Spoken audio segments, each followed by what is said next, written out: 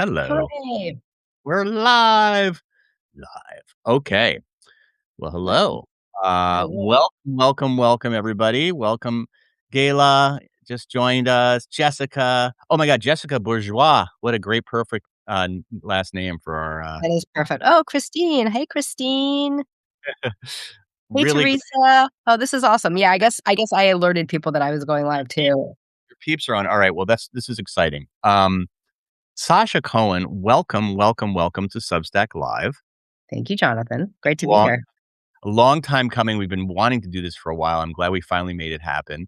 Going to give a little brief bio intro to Sasha. Sasha is a writer, a Gen Xer, woo, an animal lover, uh, Mhm. wonderful subset called A Good Vintage, which explores midlife reinvention and le art de vivre. Completely mangled that. She recently realized a long time ambition to move to Paris, France, where she now lives with her husband and with a furry creature as well. No furry creatures at the Little moment. creatures, there will be a little French There poodle, might maybe. be a little kitty cat at Oh, some point. good. A little, chat, le Yes, chat. that's how you say it. But apparently, there's another word that sounds just like that. That's a bad word. So I try to avoid using it in case I'm going to mispronounce it. Oh, boy. All right. Well, welcome. It is. I always say this whenever I talk to anybody that's in Europe. Like, how was Friday? Because right now it's 9 o'clock. We haven't even started our Friday, and you're just winding down your Friday there in Paris. Yeah. Nice Friday. Did you have a good Friday? Had a very nice Friday. It's really quiet here today because it's a holiday weekend. Oh, And wow. there are many holidays here in France. In fact, last weekend was May 1st, so that's a holiday weekend. That's like the French Labor Day, and it's a holiday all across Europe. And Okay. today is Armistice Day, which is the end of World War. Oh God, I'm going to get this totally wrong, and people are going to come for me. They're But coming for you the already. French do something great. And now I help me, Rich. I know I see Rich in my friend Rich. He knows all about the history of France. Anyway, yes, very nice day. Went to the gym, ran errands, met a friend for a coffee. It was good. All right, the real French life. I just imagine you in a bike with a little baguette in the back. Everybody has that picture. Everybody had that picture in the '80s of like the guy on the bicycle with the kid with the French bread in the back. I don't know. There were so many like little French images from my childhood. But okay, let's get into this. So you live in Paris, France now. When did you move there? Give everybody a little context. Let's do a little backstory about Okay. what brought you to France. You were an American journalist and public relations executive living in Washington D.C. Uh, Hmm. Suddenly, you've uprooted your entire life and moved to France. You did something that a lot of people, I think, our age dream about doing, Yeah. living abroad, especially now. And we're going to get into why you did it. But I think a lot of people are talking about that now. So, Hmm. talk about a little bit of the backstory here and what brought you out there. Yeah. I mean, I would say that it was not sudden. Hmm. I first fell in love with Paris when I came here when I was 26 years old with my family. And, my mother was a great, she was my best friend. We had an amazing relationship and we came here. She had actually just been diagnosed with a very serious illness. So it was a very bittersweet, trip and it imprinted on me. I just fell in love with the architecture, the art, just the beauty, the food. Um, and so for years and years and years after that very short trip to Paris, I dreamed of living here. I would read all kinds of books about Paris. Um, just I don't know, it was always a fantasy in my head. And then my husband and I met in actually 2 months after my mother passed in 2009, and we came to Paris on our honeymoon, and that started over a decade of coming to France almost every year. Oh, wow. Um, and my husband's a also a Francophile, and he minored in French, and so we both had this affinity and love of France for a very long time. And in 2023, we lost all of our little fur babies. They died. So we were, I know it was very sad, and um, And so we were empty nesters, so to speak.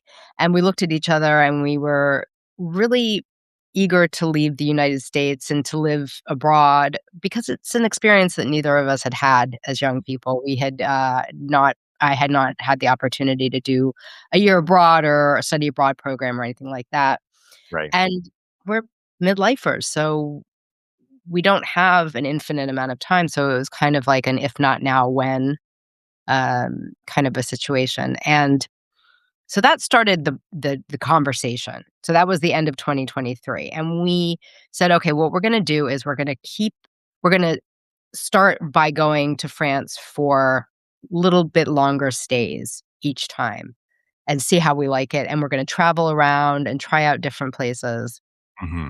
And so we did that, for, nearly 2 years. We have traveled all over France. We've done long stays in Bordeaux and Rouen and Dijon. We've traveled to Lille. Like we've been to many, many places in France. Then last summer, we were here for 3 months and things started to go even more sideways in the US. And the National Guard was called into DC Hmm. as, we were looking on in horror as everyone else was. And I think at just some point I said, we gotta go now. We gotta go now. Like, what are we waiting for? So that was kind of accelerated a plan that was in place because initially we were just gonna go back and forth. And then it was just like, okay, we're moving to Paris, you know? And it sounds so it wasn't a decision made lightly and it wasn't a decision made overnight. And it took a lot of planning and research and really hard discussions, but that's what we decided to do. I mean, it makes a lot of sense in retrospect why you did it. You don't have children, which is also at least Mhm. human children. You have little furry children, so there wasn't that consideration. Right. I think the consideration, that a lot of people might have is how does one make a living living in France? Like, is it easy to make money? I mean, No. easy. Okay. No, it's not easy to make money in France. Look, that's a very complicated topic. Um, yeah, I don't wanna go too far down that road because I'm still trying to figure that out myself. I'm still trying to figure out my career path here, and it's complicated because you have to have different kinds of visas for different kinds of work. Um, it really just depends on what you're looking to do, but as a Gen X woman in my at this point, hate to say it, but late 50s, I'm not exactly, the target market for easy hireability in the US or in Right. France. Right. So I have a couple of businesses that I'm working on, and we'll see where those go. But yeah, it's, like anything else, career related or professional, lives are challenging, I think for most people at this point. So it turns out ageism has no language barrier. Is that No, it doesn't. And I was just talking to someone today who was saying that not only, of course, there's ageism everywhere, but in her experience and what she's come across here, there's also even more misogyny in the workplace. Go figure. wow? But of course, you're a writer, so it seems like, you can do that from anywhere in a lot of cases. I mean, I certainly the way I've kind of carved out my career right now, I could pretty much be anywhere. Although, yeah, Mhm. pretty much. So that helps, right? To have a job that you can do from home, Oh, you know, absolutely. Yeah, yeah. Um, yes, it definitely helps. And but not to be a Debbie Downer, but like the hard. magazine industry that you and I know and love, Really? um, It kind of doesn't exist anymore? no, vanished into thin air. So it's a constant, we're constantly reinventing ourselves. I'm constantly trying to figure out what's the next thing and what the shape of that looks like. So yeah, it's a work in progress. We haven't been here that long. We Yeah. moved here at the end of December. So that was during the holidays and everything is pretty much, no one's really working around the holidays. We've moved apartments now twice. We moved into an apartment, when we first got here. It was a short stay, 3-month apartment, and then we moved into an apartment, um, in mid-March that's a year-long, stay, but, um, it's been a lot, and then we had to go back to the States, so let's just say it's been a whirlwind, very exciting, very cool, but also, no joke. It's like, it's no Not joke. e yeah, No. it's not like, "Oh, we're in France now, everything is good," and No. Hey, I mean, it's such a cliche to say this, but I'm gonna say it anyways. No matter where you go, there you are, and you bring yourself and your baggage and all the things with you. Um, so you have to deal with that, and you have to know that, yeah, moving to another country or city or whatever is not going to magically transform you. yeah, that's such a good point. You bring yourself wherever you are. So yeah, you're bringing all yeah. Nothing Right. it doesn't like, I think a lot of people just move, especially when they're younger. I did this a lot where I'd be like, "If I just move to LA, everything will be different." Then I realized I'm just bringing John to LA. Right. The Exactly. scenery is different, but The the scenery is different. Yeah. in person. But Yeah. but France obviously is very different than America, and you chose Paris. Now I said you lived in many different, or you visited many different Mhm. places, cities. Why did you ultimately decide on Paris? Well, multiple reasons. I mean, I adore Paris, but also it has a very strong international community. So, as someone who's still learning French and it has a long way to go, I wanted, and my husband and I both wanted a strong international slash expat slash immigrant community to be able to, meet people and really have that support system. Then there's the ease of getting back to the States, which is Mhm. a deal. I have elderly parents, and so does Jason, an elderly father. Um, and then there's just the sheer amount of things that you can do here. The art and culture obviously is incredible, but also the professional opportunities. That was a big consideration of where are we going to be able to really put down roots and also have you know, a rich professional and, social life. So, yeah, multiple reasons. I should ask, what does Jason is Jason also a writer? No, he's a lawyer. Oh, a lawyer. Oh, that's interesting. Mhm. Is he facing the same challenges that you are, or in terms of, or has he is he able to do his practice somewhat from I'm not gonna get into that Yeah, because okay. that's his stuff, and it's complicated, but Okay. C'est compliqué. I don't have no play anyway, compliqué. right. So let's talk about the pros and cons of living in France. I wanna Okay. first let's not be a Debbie Downer it be in Yeah. the beginning here. So let's be positive. What do the French get right? Like Oh my god. So many things. things, right? So And many things, yeah. Okay, um do you want to list yeah, them? like let's just do the list here. What do the French get right that we don't do here? Quality of life, balance in their lives, really having their priorities focused around family, friends, living, the art of living, art de vivre Mm, is really a foundational part of French life. So, in the States, especially in DC, where I spent most of my adult life, work, work, work, work, work. Everyone is like, you know, trying to climb up the ladder and this, that, and the other. And it's just the whole culture of life felt like it was just all about work and succeeding and who do you know, et cetera, right? Here, it feels like it's much more about, are you enjoying your days?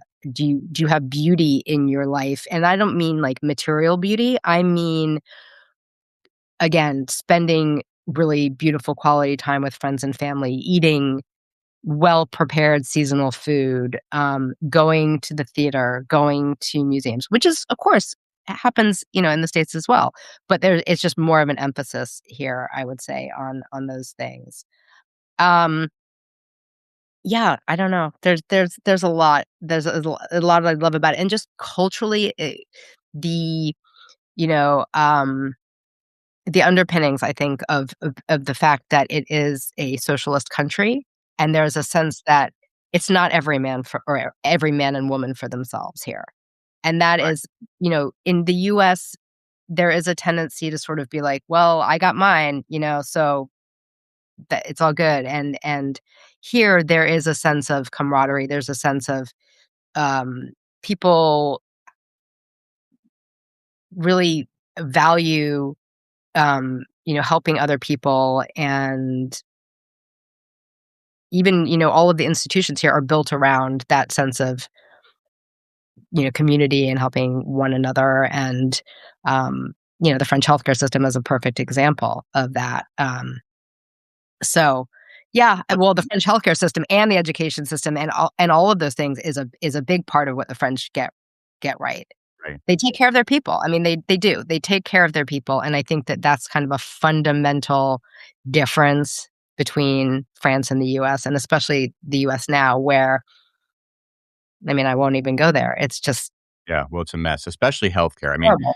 Yeah. healthcare is I mean, I've written extensively about this. I mean, it's just, especially if you're not somebody that works with a big company or with a company at all, you don't have health insurance as part of your, deal.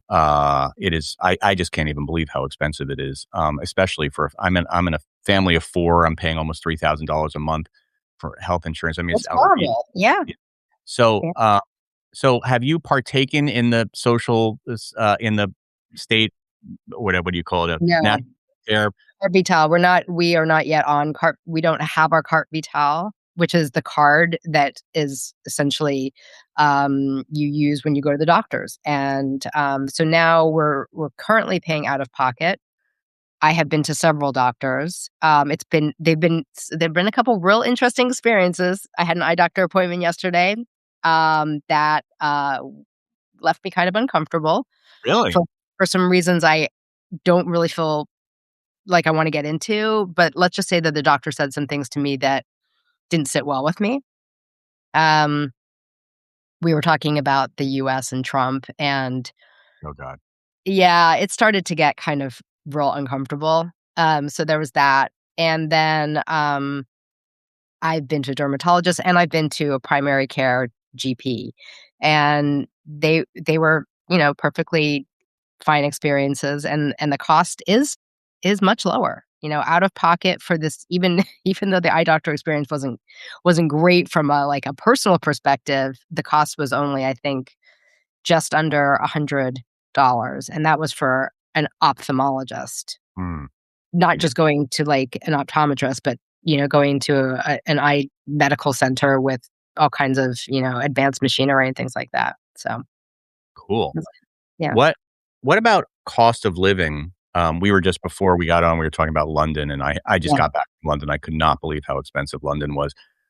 What about in Paris? Is it compare it to Washington or New York? Is it yeah. reasonable? I wouldn't say it was reasonable, but I would say that it is comparable on some levels. So, for example, rent, I would say is high in Paris. It's a pretty expensive city as things go. Um, However, things like food. Oh, you disappeared, or I disappeared because my computer went blank. Oh There yeah, we go. that happened to me too. I'm back. Um, so food, going to the grocery store is less expensive. Absolutely. Eating out is also less expensive most of the time.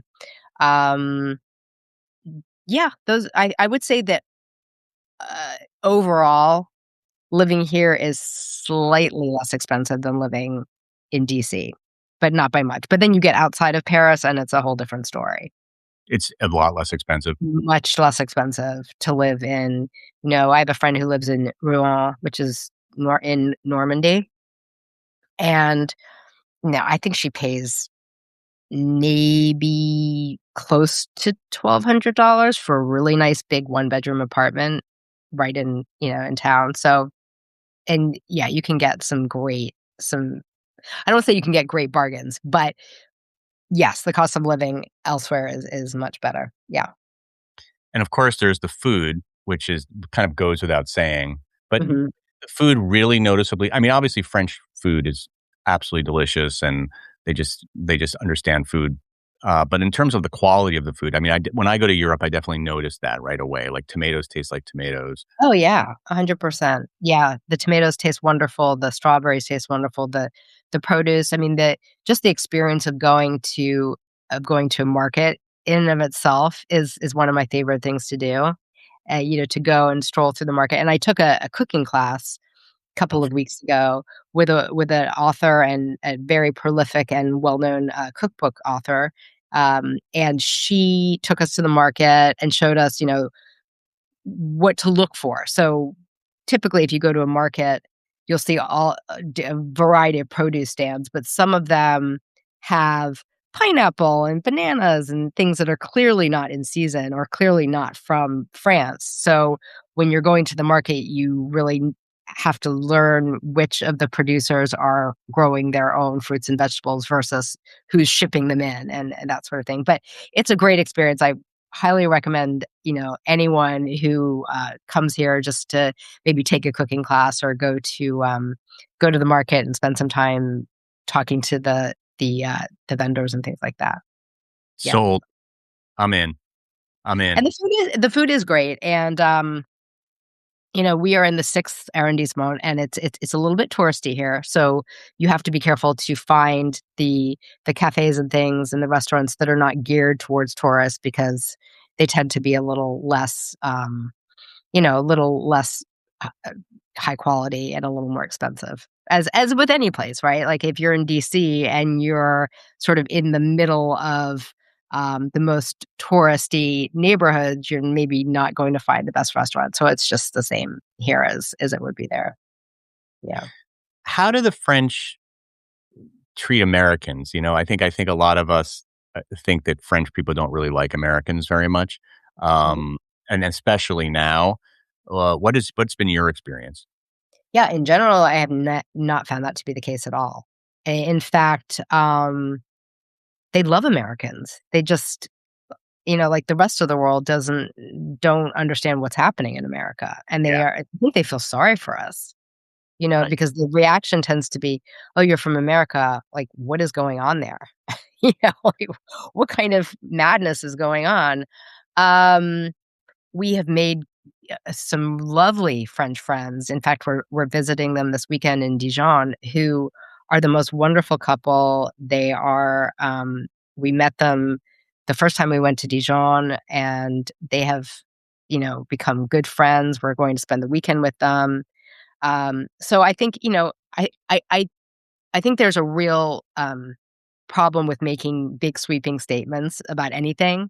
So in my experience, I have just had almost nothing but positive experiences, with the exception of the eye doctor I went to yesterday. Was he a pro-Trumper or an anti? I know you don't wanna He give was away. Oh my god, no, yeah, Jonathan, we'll have to he was anti-Trump, but he was also anti some other things that, Oh, yeah, wasn't oh, good. yeah. Oh, boy. Um, so the other myth, and I'm gonna say it's a myth because it hasn't been my experience, although I did have a kind of funny experience in France with this, but is that French people are really rude, just in general. It's kinda like the way No, New Yorkers are really rude, but it is no, not true. not true, not true. So I've talked about this many times, but there's a culture here of politesse, politesse, politeness, right? And I think that the what happened back in, like, the '80s, '90s, or whatever, when Americans would come here and they would say, "Oh my god, the French are so rude." I think what was happening is that Americans didn't know how to interact with French people, and so Americans were being rude, and then French people were being rude back. I have almost entirely experienced very friendly, welcoming people. And yeah, once in a while, sure, you get like a grumpy person. It's just nature. But also I will say this about New York. I mean, I personally love New York, and I think some New Yorkers can be some of the friendliest, most welcoming people in the world. There's just a brusqueness, right? And I think the brusqueness in Paris or in New York or in any big city simply comes from the fact that people are running around, and it's a chaotic place, and it's busy, and people are rushing from one thing to the next. It's not so much rude, it's just race, race, race, like, go from here to there. So I love the culture here of saying bonjour to everyone, saying au revoir to everyone, saying, bonne journée. You really have this connection, this immediate connection by interacting in a certain way, um, and that's culturally, I think, a beautiful thing. Talk to me about the language difference. So, I'm Yeah. assuming you are fluent in French or no? You are assuming incorrectly. You are assuming so I am so far from fluent. I mean, I am an advanced beginner. Okay. Uh, Okay, and that's and I have a incredibly long way to go, and the language barrier is, it's very challenging. It's very challenging. My husband speaks French quite well, and it's challenging for him. I mean, he mm, can have a complicated discussion with a plumber or, with a guy at the, electronics store or whatever. He or much more involved, complicated conversations with our French friends, but still he feels, like, "Oh, am I saying this the wrong way?" You always feel like you're gonna say the wrong thing or you're gonna embarrass yourself, but I've gotten more comfortable with the idea of it's okay to embarrass yourself or to be embarrassed or to say things. You have to try. You have to try to speak French as much as possible, even if it's uncomfortable. And that's not an easy thing to do. Again, bringing it back to midlife, that is not an easy thing to do in midlife when, you've spent most of your adult life being pretty competent and not having to think too hard about how do I go to the dry cleaner, or how do I order. I just did an article on my Substack about it's a ridiculous thing, but it's like buying sheets and towels mm, was weirdly complicated here. like, So yeah, it's a steep learning curve, but I think it's a beautiful language, and I'm excited to get better at it. well, there's nothing better than learning a language that's actually lived there. I mean, you're gonna be may much, improved from an advanced beginner pretty soon. Um, talk Fingers to me. crossed. Yeah. Oh, my brother just joined. Hello, Seth Hi. Cohen. How's Oh, it I'm going? totally calling him out. He's coming to France very soon, and excited to see him. That's And we have another I was just gonna say there's some other people I just wanna say hi. Debbie, Weil, and John, and I see some other great, people, both, people who live in France and people who love France, so Oh, cool. Alright.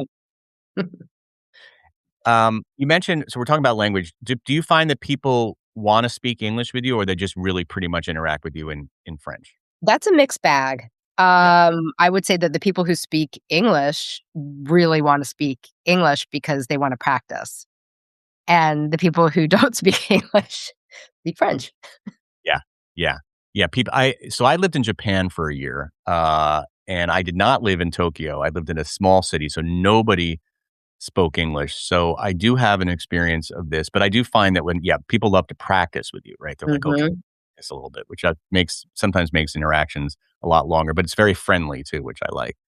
It's Um very friendly, and I've had so many sweet interactions like that where, I will be interacting and talking to someone, and I'll be really trying to speak French, but then at some point I'll be like, "Parlez-vous anglais?" And if they do speak English, then we have a lovely exchange, and they are usually super complimentary even if they don't mean it.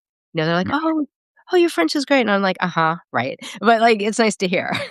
Somebody told me when I was in Japan when people stop saying your Japanese is great, that's when you know your Japanese is great. That's when you know you're Right, when they exactly. keep it's Yeah. funny because when I first went to France, I was 18 years old with my friend Adam. We were so excited. We got off the plane, we went right to a cafe and, using our high school French, we started ordering, croque monsieur, like the classic, right? It's like the only thing we could understand on the menu, like a croque monsieur, like cafe and, like, we're doing the whole thing in French, and the waiter was responding to us in French, and we're like, "My god, he thinks we're French." And we were so excited, and we were like, "Just keep it going," and then, the bill came, he goes, "Okay, it's 28 francs." Like, he just completely 28 francs, yeah, you're definitely dating yourself there. yeah, exactly, whatever it was, and I'm like, "Oh god, he knew the whole time." But anyway, it was nice that he humored us.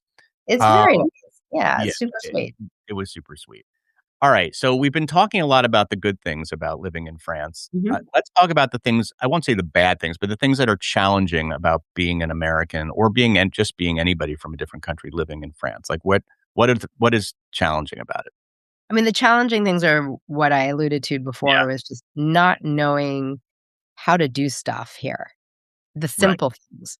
When I, leave this apartment and walk out into the world, I'm immediately sort of like having to think, okay, how do I speak to this person? How do I go pick up the dry cleaning? How do I, um, you know, walk into a store and ask for something? How do I, you know, I mean, I haven't even attempted complicated things. For example, I need to go get eyeglasses, and I'll probably drag Jason with me because there's no way I'm going to be able to. I Use mean, your I trip. will.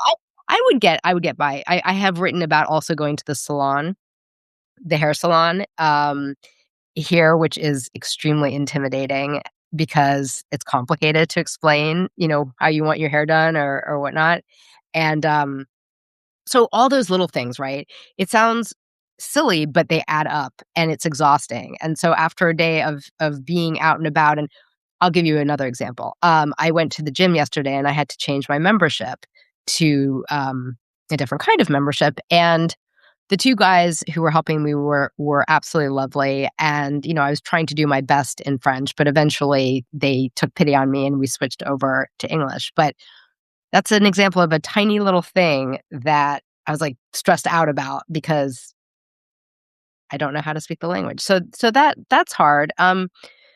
Just missing the ease and comfort of home, our friends, we went back to the States a couple of weeks ago, and, yeah, it felt really nice. It felt nice to be with our good friends and to have that comfort, that history, that the shared culture, all the things felt really good.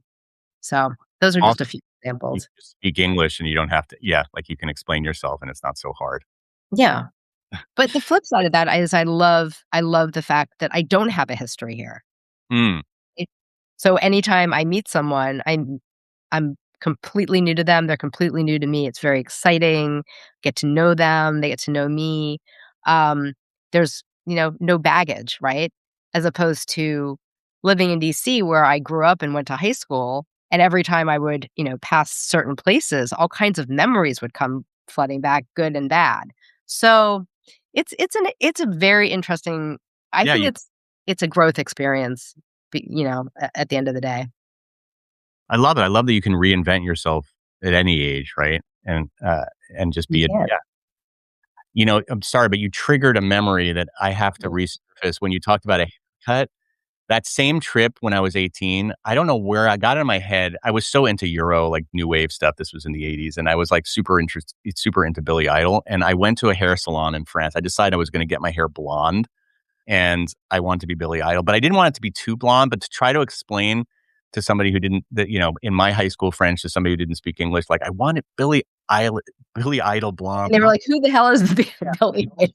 trying to say it. And I was like looking at my, we didn't have like Google Translate then. I'm like looking at my book and I'm like blonde, but not really blonde. And they're like, oh, comme le soleil. Like they kept saying comme le soleil. I guess that meant like the sun, right? Like the sun, Anyway, yeah. like the sun, like as if the sun had, like I'd put, sun in it and like or lemon. We remember used to put lemon juice in our hair to get our hair Oh, more yes. back in So, the day. so, so But much. that hair is insane. I have pictures. My mom found all these pictures of me from when I came back. It's How do horrific. you not have those with you right now? I I'm know. so Why did I not? I'm gonna share them, and now my screen just went away. I'm gonna share them on Substack because it Please is do. just I would my pay money. my I would cum pay good soleil, money. my cum soleil haircut. All right. That's very brave of you to have done that. Kudos I to don't you. well, yeah, I think I was gonna be my first and then, of course, I showed up my freshman year with my to college with my cum de soleil haircut. Anyway, um, enough about me, let's go back to you. Yeah. So, you said that it's challenge like, you said that you're going through some challenges. You don't have to, like, share that much with publicly here, but what can you tell us that surprised you about living abroad that you didn't maybe anticipate until you actually did it? Hmm. What surprised me? I think just the emotional ups and downs, I mean, there are days that I walk out and I walk around Paris and I'm like, "I cannot freaking believe I live here. This is Like this. crazy." Yeah. It's crazy, I walk 2 blocks away and there's the Seine and Notre Dame, it's a fantasy, right? But 5 minutes later, after the high of that, something can happen. I can have something where I wasn't able to explain myself Mm, correctly, or something was, a shop was closed unexpectedly, or what, silly things, right? And it can really be an emotional roller coaster, is what I'll say about that. So I think that part is it's not that it was unexpected, because look, before we came here, I researched the hell out of what it was going to be like, but you never really know what it's gonna be like until you're on the ground. And we are new, like, we are really brand new. We've only been here since the end of December as, you know, people who are living in France. So, when people say you don't really know what it's like until you live there, it's true. I mean, visiting is a whole different ballgame, but it goes back to just having a level of emotional resilience, and having and being able to sort of take a step back and go, "Okay, like, everything's gonna be fine. Everything's gonna be good. Just it takes time," and you have to be patient and realize that things don't happen overnight. You don't snap your fingers and just have this perfect life when you move to a new place, no matter where it is. So, that's do you find I mean, French are so fashionable. oh god, don't get me started. Okay, this is a good topic. This is a good Yeah. topic. So, I constantly feel like I am dressed incorrectly, Right. constantly. Um, I did write about this a couple of years ago, where as a middle-aged woman especially, I'm like, "Oh god, none of the clothes look good on me. It's a disaster." Like, I did go I braved a clothing store yesterday, a pretty nice clothing store that I had wanted to go into, but I was, like, kind of a little bit nervous about it. I went and I tried on a bunch of things. I was like, literally, I look ridiculous in everything because I'm very petite, and so either things were too big on me, or the pants came up to, the all the pants now have these, like, incredibly long rises, and I Right. look absurd. Um, so yes, I often feel like, "Oh god, I look not fashionable here at all." But you get over it eventually. I'm still waiting to get over Pass, it. you're American. Yeah. But I mean, there was a time, and it's kind of changed since even when we were younger, but like where you could be so easily identified as an American in France because of just the way you dress, like especially the tourists, like like the cliche tourists in their Hawaiian Right. shirt and shorts and stuff like that, and it was Yeah. just so different. But now I found, at least in London, because I was just in London a few weeks ago, that a lot of the people are actually dressed like they're from LA, like they're wearing their Lululemon stuff. I Oh, don't know yeah. in France if universally everybody kind of now kind of dresses a little bit the same. I would say that there's such diversity in what people wear here Yeah, that it's hard to sort of point and go, "Oh, those are Americans," or "Those are Germans," or "Those are Brits," or whatever. Um, it also depends on the generation very yeah, much, because, people in their 20s, young women right. in their 20s are definitely wearing, a lot of the same things that young women in their 20s probably wear in LA. A lot of not a ton of Yoga, athleisure here, I would say. Well, in our neighborhood, it's less, there it's very touristy around here. So it's a right. little bit skewed differently, but there's just an incredible diversity. Although I can spot the tourists, if I'm being honest. And also from, we won't say it now, but from like which country they're from. Yeah, we're not gonna go there, but, like, you can just tell because people stop, look Yeah, around, look, you know, like they have yeah. no idea where they are, bewildered, So funny how like dazed. I'm in New York and I see a tourist. I'm like, oh, they're such tourists, and I'm like, well, I'm a freaking tourist. I mean, when I'm visiting New York, I'm a tourist. I know I'm from New York, but Yeah. I know Yeah, it's and like I'm just like, I'm trying to get into a better mindset about that. I'm like, "I've been a tourist a million times here." And it's fun when people come up to me and ask me, to give them directions to something. That always makes me really happy because I'm like, "Oh, cool, they think I'm a local." Are there some things that Americans get a little bit, not America gets a little bit better as far as life goes than France, Yes. Europe? Yes. Like Toilet like paper. Toilet paper and paper towels. like, 100%. explain. 100%. Uh, the toilet paper is okay here, but the paper towels basically disintegrate. I And get that's it. because it's a culture of people are way better at, recycling. They are much more eco-friendly here. There's not this, like, intense, like, consumption, throw it out, throw it out, throw it out. There's composting, there's recycling. When you get takeout, it doesn't come with plastic typically. It comes with, like, those little wooden spoons that you can't really eat with.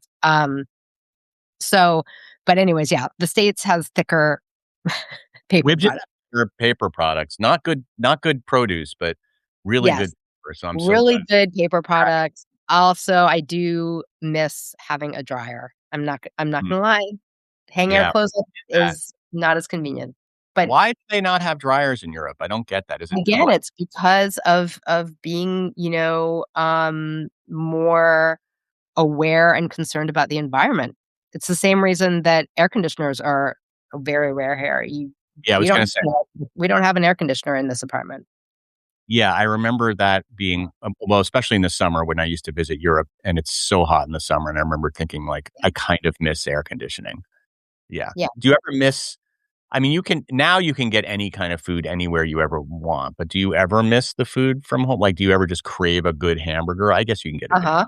Yeah, you absolutely. In fact, that was, like, the second meal I had when we went back was a burger, and I Yeah. didn't used to even eat meat. So, Right. anyways, I've gone back to eating, a little bit of meat once in a while. Yes, there were a few things that I really enjoyed. Another thing that I loved when I was home was just having a really good bagel and lox. Oh, yeah. Fantastic. Well, Yeah. that's hard to find anywhere other than, like, New You can York. find it here. You can absolutely find it here, but I haven't gone out of my way to find it. One of the arrondissements that has the most, like, that's always touted as having up and coming really cool restaurants are the 10th and the 11th, and we're kind of far from that, which is not to say that we don't go because it's all very walkable. But I think part of it is just the neighborhood we live in is not kind of the more up and coming, types of restaurants. So I'm sure that there's a great bagel and lox to be had, in other neighborhoods. What's the equivalent New York neighborhood to where you are now? It's not like Yeah, 42nd, right? that's a What great question. is I don't there think one? there I don't think there is an equivalent. You know, okay, I think maybe the West Village. Oh, interesting.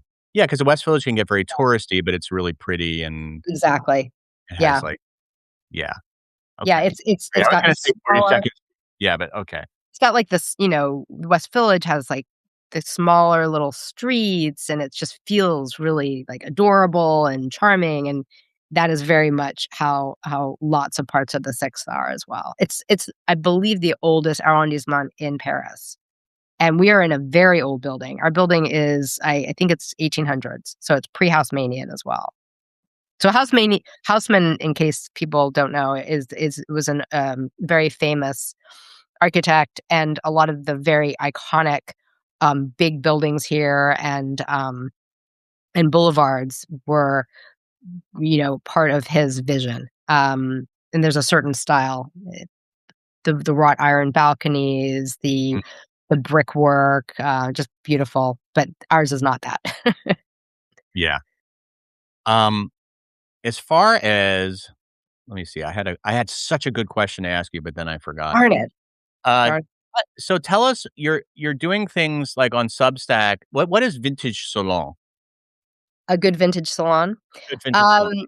so the idea was really just to bring people together who are Francophiles, who are maybe thinking about moving to France or who already live here, really just having conversations around different, topics. And so we've done about 6 of them. It's usually a small group, 10, 8 to 8 to 12 people, let's say. And, I'm gonna start doing them in person, Oh, I love here in Paris. So if anyone joining lives in Paris or is coming to Paris, uh, connect with me on Substack and I'll let you know when that happens. So yeah, it's the idea of a salon is goes back to well, it goes back to probably the Medicis, I'm guessing, but, like, before it became big in France, but I think of it, Gertrude Stein, yeah, and like Scott her Fitzgerald. coterie of literary people and artists would come together and really just share ideas and talk and have wine and just enjoy, an afternoon, evening together. Oh boy, I would be so in if you were You'd if be I would so in. You would be a great addition because we can love have it. a special salon where you spin, where you do a little, like, Yeah. Well, 90.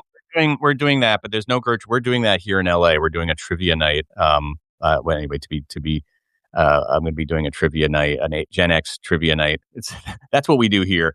That'd be And great. I would love that. yeah, so keep posted about that. Okay, let's say people are watching here who don't have not already done that, Yeah, but are I'd love really to can I just make a plea for people to put questions and comments in yes, the chat? Because I did too. I love that. I love interacting. Sorry, Me Jonathan. too. Go I think that's the fun thing about doing these live as opposed to Yeah, for sure. recording. So somebody is, really considering moving, and I think a lot of us have this conversation now, right? Like I said Mhm. this in the show, but it's like my wife and I are always like, "Should we move abroad? Like this is crazy." Yeah. And also just wanting to do something different. The kids are about to. Well, my daughter's about to start.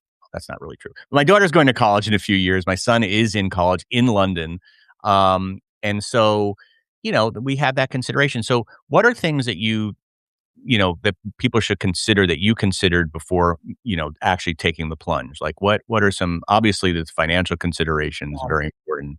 But are they like again, like imagine yourself 2 years ago. What were some of the things that you guys did? I'm gonna answer that question, but first I wanna answer Claire's question. Do you have any French friends? Yes. Me. In fact, we're Mhm. going to visit, some very good friends of ours in Dijon this weekend. Um, so to answer your question, Jonathan, I think that you really have to take a hard look at, um, your finances, your ability how adaptable are you and how resilient are you? And how comfortable are you with change and uprooting your life and being away from the things that you're comfortable with? It Mm, is, it is not for the faint of heart. It's really not, and, I would absolutely recommend it to anyone. I think it's life-changing in a lot of ways. It teaches you things about yourself. It teaches you things about, your own ability to reinvent, pick up, change, but I started the process really as I do with most things, and that's just doing a ton of research and talking to other people and hearing about their experiences. And in France, for France specifically, or it doesn't necessarily only apply to France, but I would say what we did was we dipped our toes in slowly. We yeah. didn't just buy a ticket, one-way ticket, and come here. We planned it out, we thought about it, we got to know people here on the ground by traveling all over, and that has been phenomenal. I mean, that was such an eye-opener and has been so life-affirming to go to a new city and meet people, and then and then we've become friends with some of them, like good friends. That's been wonderful. What else? Yes, of course, you need to look at your finances and plan that out. That's hard. That's hard, and there are a lot of unexpected expenses when you move abroad, and, that can come as a bit of a shock. Even if you've planned for it, it can still come as a shock. Um, the language is it's really important if you're moving to a country where you don't speak the language, start learning and really, like, commit to learning the language. And what I've also done that's been really important for me personally is just the community building aspect. is, joining groups here, meeting people, putting myself out there. I've met a lot of great people on Substack, which has been a truly like it helps. It helps to have people that are going through a similar experience to you, and to be able to sit down over a coffee or some wine and just share what that looks like. It's a really, really important part of this process. There's a question from Danielle. Do you see that? Yes. Yes, hello. "Hey, Danielle, how are you?" She's, one of my, subscribers. "Do both spouses need to be on the same type of visa?" No. Okay. That's all I know about that, is that they don't, but I don't know more than that. I do know that if there are some visas that if one spouse is on it, the other spouse is automatically on it as family. Um, so for example, the kind of visas we're on is a talent visa because of my husband, and I'm on it because I'm his wife.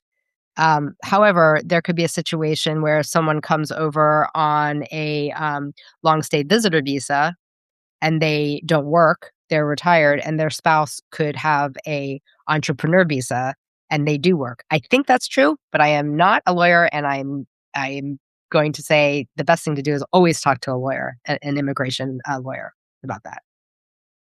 So somebody named Cheese Souffle just Yes, uh, Jane, she's another good friend. you have so many good friends. My friends never join when I do Substack, so you have better friends. Oh, But oh, anyway, that made me think of food, and I what has been just one of the greatest meals that you've had so far living oh in Paris? God, Jonathan. I know. Oh lordy, putting me on the spot Some here. there's some restaurants that if somebody's visiting, like, they just have to go to. I'm going to be honest with you, and what I'll tell you is this: I have not had any extraordinary meals, but Okay. that's partially because we're not running around having Michelin star meals, Yeah, and we're saving kind of money. we're kind of just having living like Yeah. local normal people and just making food at home or going out to the local cafe or going to the Thai place down the street. So nothing nothing comes to mind. Okay. I'm afraid to say that, but it's But is true. there a type of food that maybe you've discovered in France that they don't really have in America, where that you're like, "They should have this. I should open this store that just sells this in America because I would make a fortune." Oh, Any interesting question. I mean, they have really phenomenal, cream puffs here. Yeah. Little shops that all they sell are these beautiful little cream puffs with different fillings in them. I'm sure they have them in the States, but I I haven't mean, they have everything in the States, but sometimes it's just better in France. I'll just talk about the bread because honestly, that's basically what I eat, like Yeah. bread and cheese. Um, And I love that bread is not like a taboo in France. I oh mean, my it's like, god, it's quite the opposite. I mean, it is, like, required. It's a requirement. yet everybody always Um, said, "How are they so skinny there?" And da da da da da. Like, it is kind of well I don't know if that's true. well, I think the skinniness factor has to do with good genes, Yeah. total honestly, like, you know? And a lot of walking and a lot of physical activity. But yeah, I mean, bread is served at every meal, and it's amazing. You can get yeah, and The cheese. best And I bread. believe there's someone who just joined Jennifer. Yes, Jennifer Greco is a cheese expert, and she just Wow. joined. And Jennifer can absolutely like weigh in on the cheese Is topic. there Jennifer, what's the cheese that you can really it's just so good in France and you just can't get the comparable, anywhere else? Let us know in the chat because 'cause I'm Yes, curious about that. So no, when I and speaking of cheese, if anyone I just love to hear what people's favorite cheeses are. So, throw your favorite cheese in the chat. for me, what is my favorite cheese? I don't it's so funny because as Americans, we just don't eat a lot of cheese. It's not a thing. I mean, I remember that whole cheese, like, when I went to France when I was 18, I have been back since I've been 18, but that's the trip, of course, I remember the most because it made the most impression on me. We Right. did we ate basically nothing but ham sandwiches for 2 weeks because we were on Oh, yeah. student right? And they have a lot of ham sandwiches. A That's lot. one thing. I had to A look at another ham sandwich. yes. But then we met with my friend Adam's parents in the Loire Valley, and that's when we got to like, then they gave us the royal treatment, and we started going to all these kind of five-star Michelin restaurants. And yeah, they would roll that cheese cart over, and you would just get all these different cheeses, and it was just like So divine. many. After Brie eating, Brie Savarin is probably my favorite. It's very, very creamy. It's basically butter. I mean, it's so amazing. The butter here is also phenomenal, and I will say that, yeah, you can get good butter in the States that's exported usually from France to the US, but the price of it in the US right, is insane, right. insane. Yeah.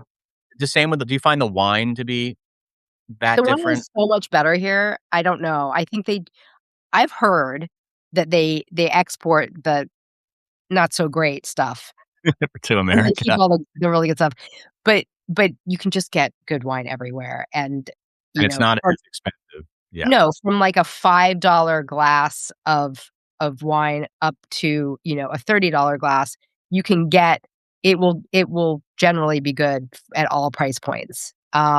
Phenomenal. Just so happy to be in a place with wonderful wine. That is a nice perk. Alright, look at all these cheese recommendations. We better in case people don't have the live Oh, cheese. yes. Oh, yes, unpasteurized. Yes, I have not had that particular cheese. It's called A real I and have I'm had gonna name the pronunciation, Époisses. I think Époisses? it's Epoisse, but I'm Époisse? probably wrong. You can get it Oh, in the US pasteurized. Yeah, the stamp pasteurization, Louis Pasteur, for they do ev I mean, he's French, and yet we have to pasteurize everything, and you guys don't pasteurize anything, or you don't. You don't pasteurize a lot of this stuff. Um, Camembert de Normandie, I've had uh, that. Very good. Her Hercule by Dominique Boucher. Wow, that sounds That that's sounds like a French. very strong cheese. Yeah. Oh, nice. Eating I have a Ah. Oh, uh man, I can't believe you're just bringing this out now, and I we only know, have I 4 just minutes realized I left. always forget that this is, like, one of the great things about doing this live that I get to play with my little soundboard. What Oh, do I what have? else do you have? Wrong answer!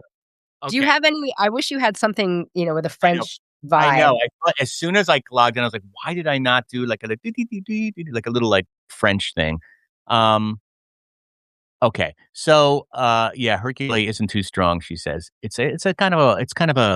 Uh, a weaker, uh, version. Okay, come oh my god, there's so many, um, so now I'm we've only started. seeing I'm This only is seeing Jennifer and Daniel weighing in on the cheese. I can't believe no one else has any opinions here. What is going on? Are the croissants just superior there? I mean, all the bread is superior, right? Yes, yes. To be fair, I have had some not so great croissants, and I will give a shout out to the best croissant, one of the best let me just say one of the best croissants that I've ever had. One was in Lyon, Mhm. amazing, but the other best croissant I've ever had is in Richmond, Virginia, at Ni Sub Rosa Bakery, the most phenomenal croissants and bread. If you are in Richmond, Virginia, hightail it to Sub Rosa Bakery because that place rules. Yeah. maybe they have some French chef in the back that knows the secrets. Ah, my friend Catherine Poff. Hello, Catherine. French chef. I've known Catherine Catherine and I met This when is I like was this is your life. I'm gonna this like is yeah, when I yeah, was 8. I'm gonna and your second grade teacher is on the that. I'm Um, pretty sure my 2nd grade teacher is dead, but that's the thing about being Gen X is all our teachers that we worshipped so much when we were kids, you realize they're all like 80 years old now. It's so I sad. know. I know. We're old, Jonathan. Darn it. Is Gen X, revered in France, or what's the attitude? No. They don't think there's a lot of things that people don't give a shit about here. Oops, sorry, I went dark again. People are very there's a level of, like, privacy and not really caring about other people not that caring, not being concerned with other people's business is what Right. I'm trying to say. And so they don't really as far as I'm aware, there's not a lot of discussion happening here about generations. But again, I don't speak enough French to be able to watch sort of like the popular pop culture shows and things like that. So, I don't know, I think we should be revered everywhere.